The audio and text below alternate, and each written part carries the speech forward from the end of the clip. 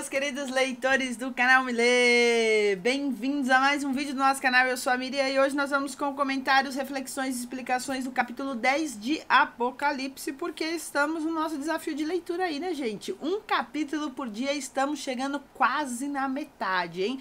Já lemos 10 capítulos de Apocalipse, olha que coisa boa, né? Você que talvez falou que nunca ia ler Apocalipse, nossa, é muito difícil, olha, você já chegou no capítulo 10, então vamos firmes aí, juntos na leitura, tá bom? Porque eu sei que, eu tenho certeza, na verdade, que o Espírito Santo tá falando com você, gente. E esse capítulo 10, eu não sei você, mas de todos os capítulos até agora, esse foi o que mais me chamou a atenção. Depois você me conta aí o que você achou, mas foi um capítulo hoje que ele é pequeno, são apenas 11 versículos, mas ele me chamou a atenção pelas coisas que ele nos traz a refletir. Gente, sério, de verdade, até o momento foi o que mais me chamou a atenção, né? Temos quase aí, temos mais, mas até o momento o capítulo 10 mexeu comigo, mexeu com o meu coração. E o que a gente precisa entender desse capítulo 10, algumas coisas importantes. Na verdade, ele é o prelúdio aí, né? Vamos dizer, a preparação. Ele tá preparando para o capítulo seguinte, que vai ser a 7ª trombeta, que vai ser tocada no versículo, ou no capítulo 11. Então, aqui no capítulo 10, ele está preparando, certo? Lembra que nós já lemos aí até a 6ª trombeta, lá no capítulo anterior, certo? No capítulo 9, isso, capítulo 8, capítulo 9. Então, aqui está sendo uma preparação. E a mensagem aqui do capítulo 10, né? Eu vi um teólogo falar que ela eu achei interessante, isso me chamou a atenção. É uma mensagem doce e amarga ao mesmo tempo. E ele começa aqui o capítulo falando de um anjo. Não sei se vocês leram aqui, mas ele dá a descrição de um anjo. Eu vou ler aqui com vocês, ó, capítulo 10, versículo 1 diz assim: Então vi outro anjo poderoso que descia dos céus. Ele estava envolto numa nuvem e havia um arco-íris acima de sua cabeça.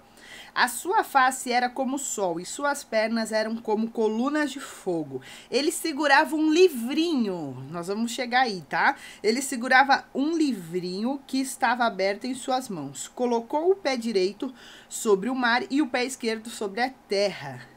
E deu um alto brado com um rugido de leão. Quando ele bradou, os 7 trovões falaram. Os 7 trovões falaram. Gente, outra coisa, essa descrição, eu não sei você, mas antes de começar a estudar, né, ver aqui, estudar um pouquinho mais o capítulo 10, quando eu li, me lembrou Jesus essa descrição do anjo. Eu não sei você, mas a questão da nuvem, do arco-íris, a face como sol, né, as pernas aí como colunas de fogo. A questão aqui dele, o rugido como leão. Então, se a gente voltar lá no capítulo 1, que tem a descrição de Jesus, nós vamos identificar algumas coisas aqui. E os teólogos aí, gente, eles dizem, né, que eles acreditam que também pode ser a descrição de Jesus Cristo. E isso é algo, né, do próprio Jesus, isso é algo muito interessante. E aqui, gente, ele fala sobre o livrinho, né? Esse termo não está errado, é isso mesmo, livrinho. Eu não sei qual que está, como que está na sua versão. Eu tenho uma outra versão aqui, deixa eu ver. Capítulo 10, versículo 2. Tá livrinho aqui também na minha outra versão da Bíblia. Na verdade, gente, esse livro, lembra no capítulo 5, que fala, né, que Jesus, ele está com um livro na mão. E aqui, o anjo, ele tá com uma parte do livro. Uma parte daquele livro que é o propósito, que fala sobre o destino da história, né? O que vai acontecer, o destino da igreja, a questão do propósito ali da redenção, da justiça. E o anjo aqui, ele está com um pedaço, né? Vamos dizer assim, os teólogos aí, existem 2 teorias. Essa é a primeira, que é livrinho, porque é um pedaço do livro que Jesus estava segurando lá no capítulo 5. Certo? Então, é uma parte do livro, uma particularidade aí, existe alguma coisa que tem no outro livro, então, por isso, livrinho, ou muitos acham aí que é a palavra de Deus. Porque nós vamos ler mais pra frente, falam aqui pra João ele comer o livro. Então, esse livrinho aqui pode significar também a palavra de Deus, certo? E aqui também fala que o pé desse anjo, ele tá na terra, né? O pé tem um pé na terra e um pé na água. Isso é o né? A gente pode pensar como o quê? Lembrando, gente, que o Apocalipse são símbolos, certo? E a gente vai interpretando aí as verdades que nós precisamos. Isso, ele tá com o pé na água e com o pé na terra, ele representa, ou, né, ele está o quê? Pedindo de volta, né? Eu acho que essa é a palavra, pedindo de volta a propriedade de Deus. Porque a terra, o mar, né, são do Senhor Jesus, é criação de Deus, né? Mesmo a gente vivendo aí num mundo onde as pessoas, né, falam que a Bíblia é ultrapassada, que não tem nada a ver isso, que Deus criou o mundo e tudo mais, mas sim, Deus criou e ele vai pedir de volta. E é isso que o anjo está fazendo, porque ele está com um pé no mar e um pé na terra. E a voz do leão ali, gente, rugindo, é a voz do juiz, né? Do juiz aí julgando, né? Porque vai haver o julgamento, ele vai ser o juiz e vai julgar. E quando o leão ruge na floresta, todo mundo fica de boca fechada, não é isso? Não é que o leão é o rei da floresta aí, e quando ele se manifesta, as coisas acontecem. Então, é algo pra gente se pensar. E aí, ó, vamos lá pro versículo 4. O ruge o leão, né? E quando ele bradou, fala aqui no finalzinho do 3, que os 7 trovões falaram. Logo que os 7 trovões falaram, eu estava prestes a escrever, mas ouvi uma voz do céu que me dizia: cele o que disseram os 7 trovões e não escreva. Então João, ele, né, na visão e tudo mais, ele ouviu que os 7 trovões falou, e só que a ordem foi o quê? Não é para você escrever, não é para você falar, você vai selar isso. E se a gente pensar nos trovões aqui desde o começo de Apocalipse, a questão que aparece algumas vezes, né? É a gente pensar o quê? Que os trovões e tudo mais tem a ver com o juízo de Deus. Se a gente pegar aí de novo e ler e pegar onde aparecem as palavras trovões, o contexto e tudo mais, então é o juízo de Deus, mas Deus ele não quis revelar. João ficou sabendo mais, ele não nos revelou. E aí, gente, o anjo, né? Gente, a palavra que mais aparece aqui em Apocalipse é anjo, né? Eu postei lá no meu Instagram o palavras-chave de Apocalipse, né? Na linguagem de hoje. E a palavra que mais aparece na linguagem de hoje 91 vezes aparece a palavra anjo. Então, o anjo... como que eu posso dizer? Esse é um outro tema, né? A gente podia viajar um pouco aqui e refletir um pouco sobre os anjos, né? Porque às vezes nós não temos noção que os anjos, eles estão a nosso favor, né? Que os anjos nos guardam, que os anjos, eles cuidam de nós. E aqui aparece muito anjo. O anjo vai trabalhar bastante aí nos fins dos tempos, vocês estão percebendo, né? E aqui, ó, aí começa no 5. Então o anjo que tinha visto em pé sobre o mar e sobre a terra levantou a mão direita para o céu e jurou para aquele que vive para todo sempre, que criou os céus e tudo que neles há, a terra e tudo que nela há, o mar e tudo que nela há, dizendo: não haverá mais demora, não haverá mais demora. E eu acho que isso é algo pra gente se pensar, né? Ele fala aqui, ó: mas nos dias em que o 7º anjo estiver para tocar sua trombeta, vai cumprir-se o mistério de Deus, da forma como ele o anunciou aos seus servos e profetas. E algo aqui, gente, que foi algo que mexeu comigo, né, sobre essa questão de não haverá mais demora. Muitas vezes nós perguntamos para Deus, até quando, né? Até quando aí ele vai permitir tantas coisas?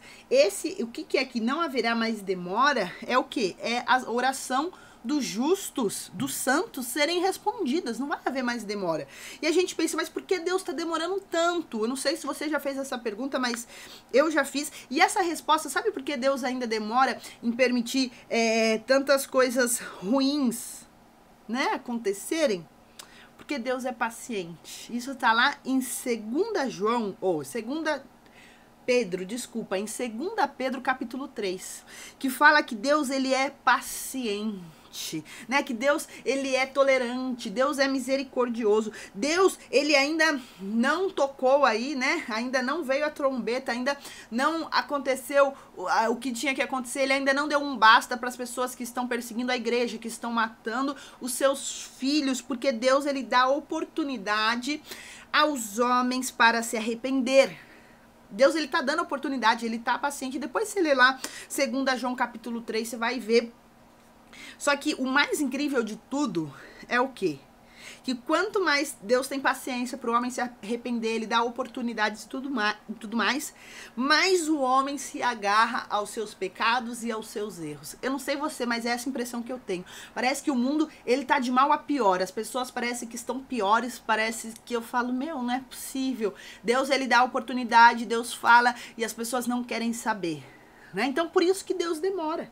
Por isso que Deus está demorando, porque ele está dando oportunidade para as pessoas se arrependerem, porque Deus, ele não quer perder ninguém, gente. Às vezes as pessoas, né, põem em xeque muitas vezes a bondade de Deus, né? Ah, não, Deus, ele permite muitas coisas e tudo mais. Então, mas são as pessoas que se afastam de Deus e elas são corrompidas pelo pecado. E ele tá lá, ele quer salvar todo mundo, mas precisa haver o arrependimento verdadeiro e genuíno. Entende? Então, o Senhor, ele é paciente. Né? O Senhor aí, ele é misericordioso, para que todos não pereçam, mas se arrependam. Mas vai chegar uma hora, gente, que vai acabar isso. Né? Vai chegar uma hora que vai se acabar. Né? Nós vimos no capítulo anterior, as pessoas viram outras pessoas morrerem e elas não se arrependeram, elas continuaram no pecado. No final do capítulo 9, não sei se vocês lembram, depois você olha aqui. Então, é complicado, né, gente? É muito triste. E aí ele fala do mistério de Deus aqui, né, gente? Ele fala assim, ó, mas nos dias em que o 7º anjo estiver para trocar sua trombeta, vai se cumprir o mistério de Deus. Esse mistério de Deus, gente, tem a ver com o mal no mundo, né? Porque Deus permite o mal, acho que é a continuação aí da demora dele, né? Por quê? Né? Porque ele permite o mal físico e moral, porque ele não intervém, porque que ele não faz alguma coisa, né? Não seja... Se você já ouviu alguém falar isso pra você. Ai, mas eu não acredito em Deus. Olha como Deus deixa o mundo do jeito que tá. Na verdade, né, Deus, as pessoas têm um livre-arbítrio, né? E quanto mais a pessoa fica longe de Deus, mais a pessoa não quer nada com Deus, mais o pecado entra, corrompe, e as pessoas não têm temor, não têm moral, não têm nada, e acabam fazendo coisas absurdas, violentas, tristes, horrorosas. Entende? Na verdade, né, Jesus, ele já fez tudo que ele tinha que fazer. Né? A intervenção de Deus foi lá no Calvário. Ele entregou o filho dele para morrer na cruz por nós, para ele perdoar os nossos pecados, para que nós tenhamos a vida eterna, e as pessoas ainda não se ligaram nisso. E elas só vão se afastando de Deus e se corrompendo pela maldade, pelo pecado, pelas coisas erradas, e vai dando prazer, né? Porque a nossa carne, né, é pecaminosa, nós somos, né, gente? Então, a pessoa ali que se envolve no pecado, um abismo chama outro abismo, e o mundo tá do jeito que tá, pai matando filho, filho matando pai, marido matando mulher, mulher matando marido, e essa loucura, porque o homem está longe de Deus, né? E eu acho mais incrível de tudo é que as pessoas colocam a culpa em Deus, mas será? Né? Será que realmente Deus, ele já fez tudo que ele tinha que fazer? A nó agora, uma relação, algo que a gente precisa entender, que uma relação, ela é via de mão dupla. Então não tem como eu me relacionar com alguém se a outra pessoa não quer. Eu posso até tentar por algum tempo, algum tipo de relação, de contato, de conversa, mas se a pessoa não quiser, você vai ficar só se humilhando, vai ficar ali só, né? Então Deus, ele dá essa liberdade de você ir até ele conversar, né? Jesus, ele só entra no nosso coração se a gente convidar. Então, você vê que uma coisa vai chamando a outra, uma coisa vai puxando a outra, por isso que eu acho que me chamou tanta atenção esse capítulo 10, porque é muito o que a gente está vivendo hoje. né? As pessoas se afastam de Deus, faz tudo errado, erra, peca e ainda coloca a culpa em Deus e quer sair de vítima da situação toda, sabe? Eu falo, meu, né? Então, são coisas complicadas, você entende? E algo interessante, né? A questão da sétima trombeta, ela vai abrir o caminho aí pros flagelos, pras punições, pras coisas que vão acontecer. Vai ter as 7 taças aí, vai ter o julgamento final. Então, quando a sétima trombeta tocar, né, não vai dar mais para voltar. Vai chegar uma hora que realmente não vai haver mais demora. Quando Deus falar, quando tocar, acabou, não vai ter mais a oportunidade. Então, se você, né, sei lá, você caiu aqui nesse vídeo e talvez está vivendo uma vida longe de Deus, longe de Deus, perto do pecado, né, vivendo assim, Deus, ele tem paciência, Deus, ele é misericordioso, ele te ama, ele tá esperando você se arrepender, mas vai chegar uma hora que esse tempo vai acabar, e não adianta chorar, não adianta fugir, porque você não vai ter pra onde fugir, e vai ser, você acha que tá ruim, vai ser muito pior, tá? E aí, gente, continua aqui o capítulo. Ele fala assim, ó, no versículo 8. Depois falou comigo mais uma vez a voz que eu tinha ouvido falar dos céus. Vá e pegue o livro aberto que está na mão dele, que está na mão do anjo, que se encontra em pé sobre o mar e sobre a terra. Assim me aproximei do anjo e lhe pedi que desse o livrinho. Ele me disse, pegue-o e coma-o. O anjo falou para ele pegar o livro para ele comer. E ele diz assim, ó, ele será amargo no seu estômago, mas em sua boca será doce como mel. Peguei o livro da mão do anjo e comi. Ele me pareceu doce como mel em minha boca, mas ao comê-lo senti que o meu estômago ficou amargo. Senti que o meu estômago ficou amargo. Então me foi dito, é preciso que você profetize de novo acerca de muitos povos, nações, línguas e reis. Gente, essa questão de comer o livrinho são coisas interessantes que a gente precisa entender. Se o livrinho aí realmente é a palavra de Deus, nós realmente precisamos comer a palavra de Deus. Nós precisamos nos alimentar espiritualmente da palavra de Deus, né? Nós precisamos realmente comer, engolir esse livro da Bíblia. E eu não sei se você se recorda, mas a trombeta aí que Deus usa para chamar o homem ao arrependimento, qual que é? A palavra. Qual que é? É o evangelho de Deus, é a palavra de Deus. E a gente pensa assim, como que nós vamos anunciar, como a igreja vai pregar João, né? Anunciar ali o evangelho. Como que a igreja anuncia o evangelho? Como nós falamos de Jesus se nós não sabemos a Bíblia? Se nós não comemos a Bíblia? Se nós não lemos a Bíblia? Vocês estão entendendo? Isso foi algo que também que me chamou a atenção, talvez uma das coisas que esse está sendo o meu capítulo favorito. Algo interessante, né? É a questão assim, nós temos que ter experiência com a Bíblia, nós temos que comer a Bíblia. A igreja só vai ter autoridade para pregar, para anunciar, se ela se ela absorver a palavra de Deus, se ela viver o que a palavra diz, você entende? Porque às vezes nós até somos bonitinhos, vamos na igreja uma vez por semana, 2, 3, mas nós vivemos o evangelho realmente? Nós vivemos o que está escrito aqui na palavra do Senhor? Eu acho que é algo pra gente refletir sobre isso. Por isso que fala pra gente comer, porque a palavra tem que fazer parte da nossa vida por inteiro. Realmente ela tem que fazer parte, assim, em todas as áreas da nossa vida. Nós temos que absorver realmente a palavra. Nós temos, né? Porque assim, uma coisa é você conhecer a palavra, você ter a teologia na sua mente, né? Nós temos que estudar, nós temos que ler, algo muito importante. Mas você vive, porque ler a Bíblia e estudar teologia como se fosse a coisa assim mais natural do mundo. Mas se você não vive, se você você realmente não absorve o que diz a palavra? Será que você tem autoridade para falar, para pregar as boas novas do evangelho? Será que você vive, você cumpre os princípios e os valores que estão na Bíblia realmente para ter autoridade para falar de Jesus para alguém?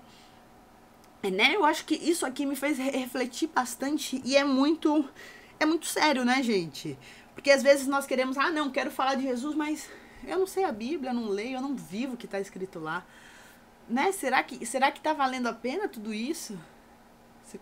Vocês conseguem entender o que eu tô falando? Então, uma coisa importante aí, a questão de comer. Eu até anotei aqui, né, gente? Uma coisa é você comer a palavra e se alimentar da palavra, fazer da palavra a sua vida. E essa questão de que fala aqui, né? Ela vai ser doce na sua boca. Aqui fala, né, ó. Ela será amarga em seu estômago, mas em sua boca será doce como mel. A gente entender o seguinte, quando a palavra realmente é vida, nós vivemos a palavra, nós aceitamos o que a palavra diz, nós realmente vivemos, ela realmente é doce, né? Quando você fala, nossa, eu estou perdido e eu encontrei um Salvador, isso vem, né? Hoje eu estou cansado e sobrecarregado, e o Senhor Jesus fala, vinde a mim todos que estão cansados e sobrecarregados. Isso é doce, né? Isso é doce na nossa boca. Mas quando a pessoa rejeita a palavra do Senhor, quando a pessoa rejeita o que está escrito na palavra do Senhor, ela é amarga. Ela traz morte. Né? Eu sempre falo assim, ou Jesus, quando você conhece Jesus, ou ele é uma grande bênção na sua vida, ou ele é uma grande maldição. Porque toda vez que, não, eu conheci Jesus, mas eu não quero esse Jesus, não. Pra mim não rola esse Jesus. Então, ele vai ser sempre uma pedra de tropeço. Entende? Ele sempre vai ser amargo no seu estômago. Mas quando você pega a palavra de Jesus e vive, e ela fala com você, ela se revela para você, você vive a palavra vive em você, ela é doce como mel. Vamos ter dificuldades e tudo mais? Vamos, né? Isso já tá certo, a gente já sabe. Mas a palavra do Senhor vem como um bálsamo, vem como realmente assim algo gostoso, né? Jesus, obrigado que o Senhor me ouviu. Obrigado que o Senhor é um Deus bom. E é isso, gente. Eu amei esse capítulo 10. Sério, de verdade, eu amei mesmo. Vamos ver o 11, né? Amanhã vamos ver o 11 aí. Amanhã são as 2 testemunhas e a 7ª trombeta. Certo? Amanhã eu já comecei a dar uma lidinha aqui no 11, gente. E pesquisar, dar uma estudadinha. As pessoas falam que é o mais difícil de entender. Mas eu vou tentar fazer o mais fácil possível. Tá bom? Um beijo no seu coração. A gente se vê amanhã. Tchau!